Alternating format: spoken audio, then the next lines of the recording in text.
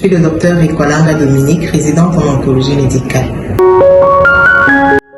Bon, le cancer du sein, c'est une prolifération anormale et incontrôlée des cellules de la glande mammaire, de façon générale.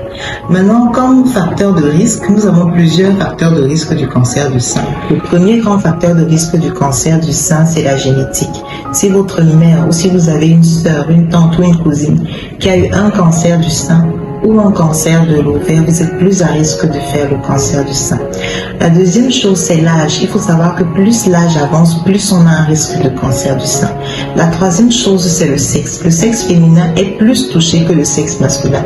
Oui, le cancer du sein peut aussi toucher les hommes. Comme autre facteur de risque, nous pouvons citer l'exposition aux hormones.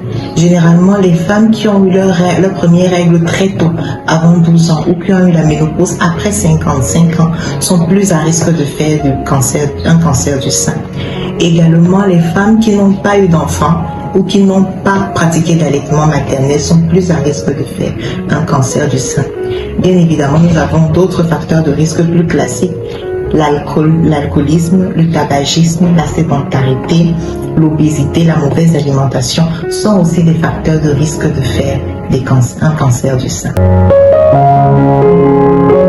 L'importance du dépistage précoce, c'est d'abord de détecter les lésions précancéreuses. D'abord parce que les lésions précancéreuses, elles sont plus facilement traitables. Et deuxièmement, c'est de détecter les cancers à des stades très précoces. Il faut savoir que 90% des cancers, notamment les cancers du sein, dépistés à un stade précoce peuvent être traités et guéris totalement.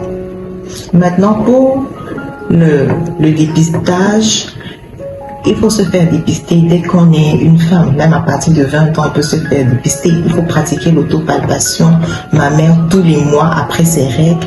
Et pour les femmes à partir de 40 ans, il faut faire une mammographie au moins tous les 2 ans si elle est normale.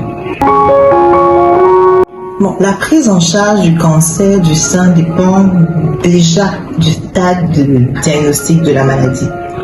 Mais les principales modalités thérapeutiques qu'on a sont évidemment la chimiothérapie, la chirurgie, nous avons les thérapies ciblées, nous avons l'hormonothérapie, nous avons aussi la radiothérapie qui est disponible au Cameroun.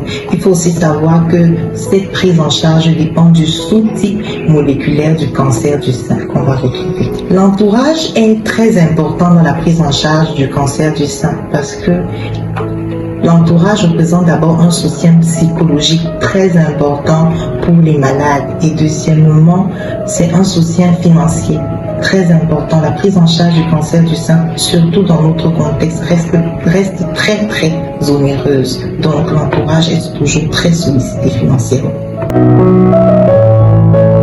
Ce que je veux dire aux jeunes femmes et aux jeunes filles, c'est que le cancer, notamment le cancer du sein, n'est pas une fatalité. Comme j'ai dit tantôt, 90% des cancers détectés tôt peuvent être guéris. C'est pour ça qu'il faut absolument se faire dépister. Il faut pratiquer son autopalpation, il faut faire ses mammographies, il faut consulter un médecin dès qu'on a le moindre problème.